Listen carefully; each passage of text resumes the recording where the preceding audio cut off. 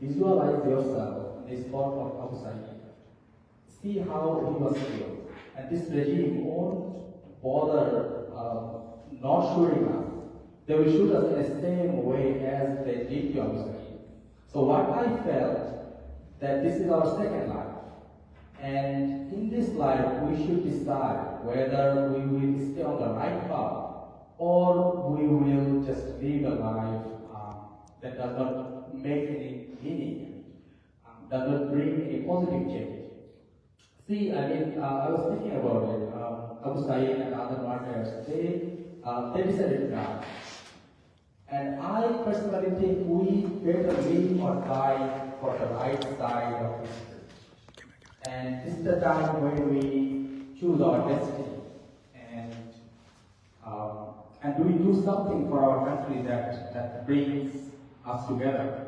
Look, if you remember about Abraham's story, the one Facebook post brought all night long beating on his bed.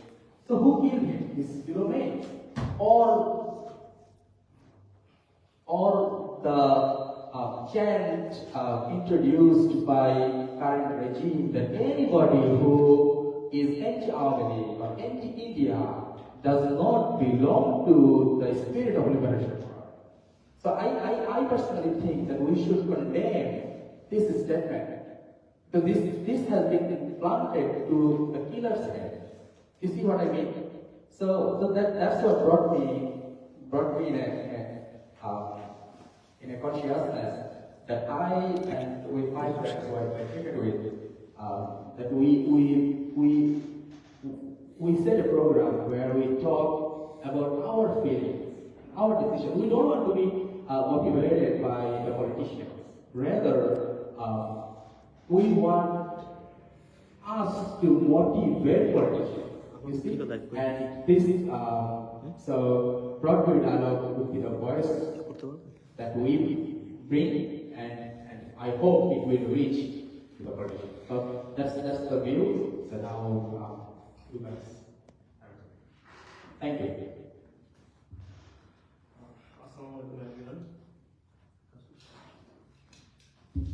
দেখেন তো ইয়ে কোনো যায় কিনা এটা কি বলে ইকো কোনো যায় কিনা একটু Our event is Worldview Dialogue. Closer. Assalamualaikum everyone. Our event name is Worldview Dialogue. It organized by all the students and Bangladeshi community in Australia. Today we here talk about the current affairs of Bangladesh. We all know that there are a lot of students who are killed by Bangladesh police and Bangladesh government. So all over the world, we are protesting for Bangladeshi students and we are supporting them.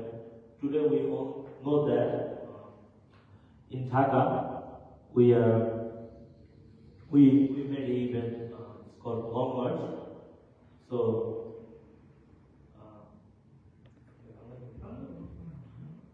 আমাদের লক্ষ্য হচ্ছে যে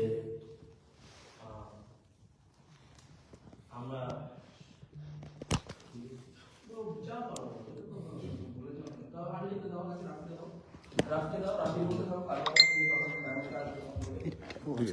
Okay.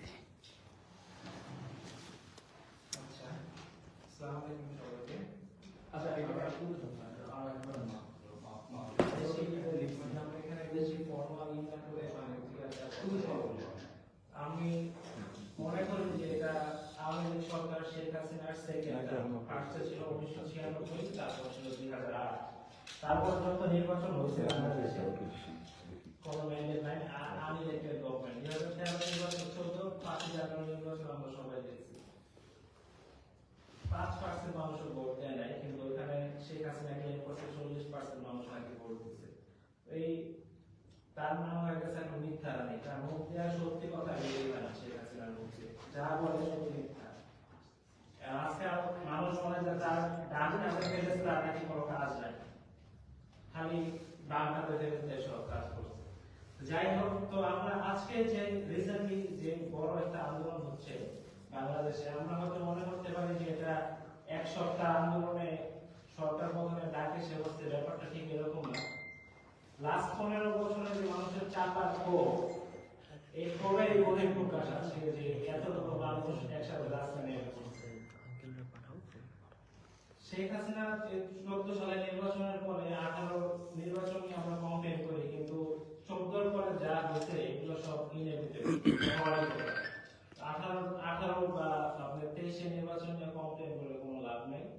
তো এখন এর সাথে আমাদের আরো আছে যে ইন্ডিয়ার একটা বড় ধরনের সাপোর্ট আছে শেখ হাসিনা আছে ক্ষমতা থাকার পিছনে। 32টা দাঁতের মাঝখানে একটা জিব্বা হয়ে গেছে বাংলাদেশ, চারপাশে ইন্ডিয়া, মাঝখানে বাংলাদেশ, কিছু করলে কি আমল দিয়ে বসে। আপনি একের পর এক ইন্ডিয়াকে এক একটা মানে ইন্ডিয়ার দেশ না হওয়া সত্ত্বেও মনে হচ্ছে আমরা ইন্ডিয়াকে ট্যাক্স দিয়ে বসতেছিলাম। এখানে আমি বলবো ইন্ডিয়া একটা বড় ধরনের হাত আছে শেখ হাসিনা আছে ক্ষমতা থাকার পিছনে। এবং আজকে যে এই বিষয়টা ইন্টারন্যাশনাল লেভেলে করতে হওয়ার কারণে আজকে হাত ছড়াতে বাধ্য হবে। মোটামুটি 100 আমি আরো এই বিষয়ে পরে আলোচনা করবো। আমি এখন নেক্সট আমাদের গেস্টকে কথা বলার জন্য। আসসালামু আলাইকুম। আজকে বোর্ড বিভাগের আয়োজন অনুষ্ঠানে অস্ট্রেলিয়ার স্টুডেন্ট এবং যারা এই অনুষ্ঠানে আয়োজন করছেন সবাইকে অসংখ্য ধন্যবাদ জানিয়ে আমার বক্তব্য শুরু করছি। আমরা জানি বর্তমান বাংলাদেশের পরিস্থিতি সম্পর্কে আমরা জানি বর্তমানে বাংলাদেশের পরিস্থিতি কিরকম হচ্ছে।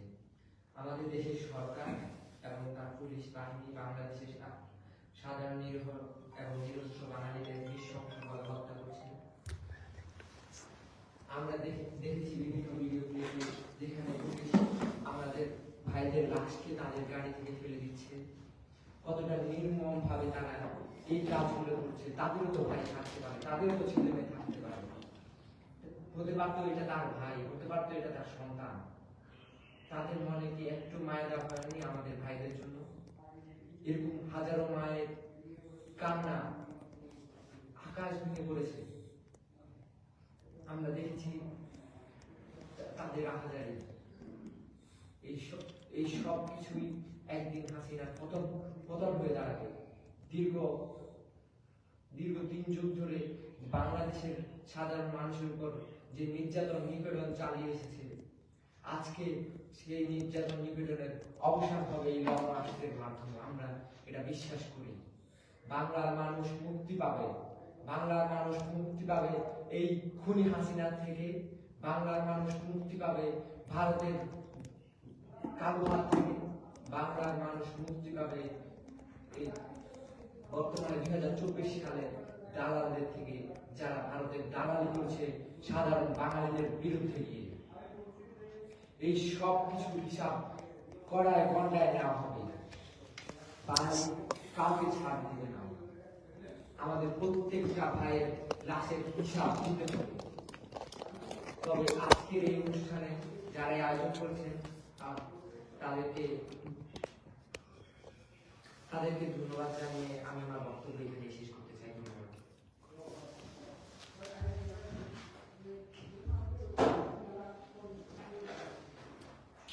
আসলে আমরা সেটা আমরা সবাই বলছে। তো যে বিষয়ে অবস্থা আছে সেটা হলো যে কয়েকটা প্রশ্ন আসছে কয়েকদিন ধরে, বেশ গুরুত্বপূর্ণ প্রশ্ন যে আমরা কি চাই। আমরা চাই স্বাধীনতা, আমরা চাই মতপোষণ অধিকার, আমরা চাই ভোটের অধিকার, আমরা চাই আমাদের নিজেদের মতো করে নিজেদের দেশে নিজেদের থেকে কাউকে নির্বাচন করা। আমরা চাই আমাদের সরকার আমাদের কথা বলবে, আমরা চাই আমাদের প্রশাসন আমাদের জন্য কাজ করবে। আমরা হাত পা মুখ বেঁধে যেভাবে ছিলাম তো বছর থাকতে চাই। আমরা একটা জেনারেশন আগে, আমরা জেনারেশন আমরা যেটা পারি না কাজটা আমরা পারি না, আমাদের ব্যর্থ হয়েছিলাম। আমাদের পরের জেনারেশন চেঞ্জি আমাদেরকে বলি, এরা দেখিয়ে দিয়েছে আমরা আসলে ওদেরকে ফলো করেছি। আমরা ওদের যে দেখানো পথটাকে ফলো করে রাস্তা নিয়েছি। আমরা ওদেরকে সমর্থন দেওয়ার জন্য রাস্তা গেছি, কারণ আমরা যেটা পারি না সেটা ওদেরকে দেখিয়ে দিচ্ছি। আসলে একটা বিষয় প্রশ্ন এসেছে, এখন বিকল্প কে? খুব সহজ আছে, বিকল্প আমি, বিকল্প তুমি, বিকল্প আপনি, বিকল্প সরকার। যদি আমাকে বিকল্প না খুঁজে তাহলে বুঝতে হবে বিকল্প আছে, আর যদি আমাকে খুঁজে তাহলে আমি বিকল্প। আমরা বিকল্প চিন্তা করছি না, কারণ আমরা চাই না, আমরা শুধু চাই এই স্বৈরাচার সরকার, এই অগণতান্ত্রিক সরকার, এই উচ্চ সরকার, যারা মানুষের শুধু ভোট চুরি করেনি, মানুষের কথা চুরি করেছে, মানুষের অধিকার চুরি করেছে, মানুষের সব কিছু চুরি করে নিয়ে গেছে। আমরা যেতে চাই না।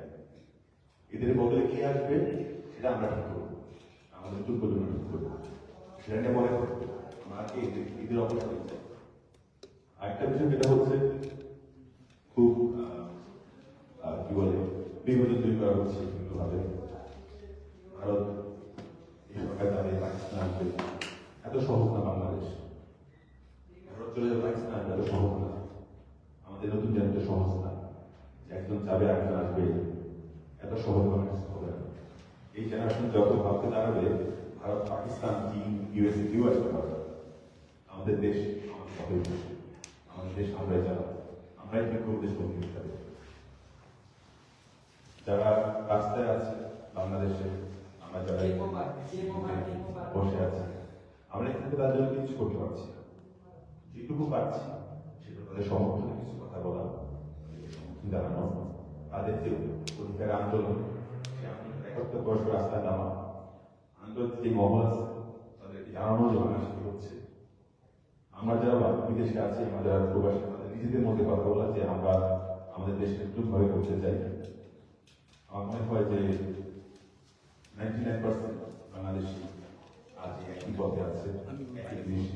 কেউ প্রকাশ্যে যায়, কেউ হয়তো এখনো প্রকাশ্যে ভয় পায়। আমি তাদেরকে দোষ দিই না, সবার চাওয়ার ইচ্ছা একরকম না, সব বলার জায়গা না। অস্ত্রের কপালে বন্দুক নলে ঠিকানা অবস্থায় সবাই একটা কথা বলতে পারে না। বাংলাদেশের প্রত্যেক মানুষের কপালে বন্দুকের নল ঠিকানা আছে। যারা সেটার বিরুদ্ধে কথা বলছে, আমি অবশ্যই তাদেরকে নিয়ে হিসেবে বলবো। যারা বলতে পারছে না, তাদেরকে ফেলে দিতে হবে। সবাই একবার বলতে পারে না, ব্যাপারটা বুঝি। একটা তাদের রেসিপি যখন ক্ষমতা থাকে, তারা সব ধরনের কথা বলে, সব ধরনের মত প্রকাশের ব্যবস্থা বন্ধ করে দেয়। আমরা যারা বলতে পারছে না তাদের কথা আমরা বলছি, যারা প্রকাশ্যে পারছে না আমরা প্রকাশ্যে বলছি। আমি বিশ্বাস করি যে যেখানে যেভাবে পারে, কেউ লিখবে, কেউ গান গাবে, কেউ কবিতা লিখবে, কেউ মুভি বানাবে, ডকুমেন্টারি করবে, কেউ শুধু স্লোগান লিখবে, কেউ বিভিন্ন তথ্য যোগাযোগ করবে, কেউ আয়োজন করবে, কেউ সংগঠন করবে। সবাই যে যেখানে যেভাবে পারে সেভাবে কাজ করা উচিত। আমি বিশ্বাস করি এই প্রজন্ম কথা হবে না, বিশ্বাস করি আমরা সবাই এই প্রজন্মের উপর বিশ্বাস রাখি। আমরা বিশ্বাস করি এই প্রজন্ম আমাদেরকে নতুন সূর্য, নতুন ভোর এনে দিবে। তাদের জন্য শুভকামনা, বিপ্লব দীর্ঘজীবী হোক। আমি একটা কাজ করছি অন্য কারোর কাছে।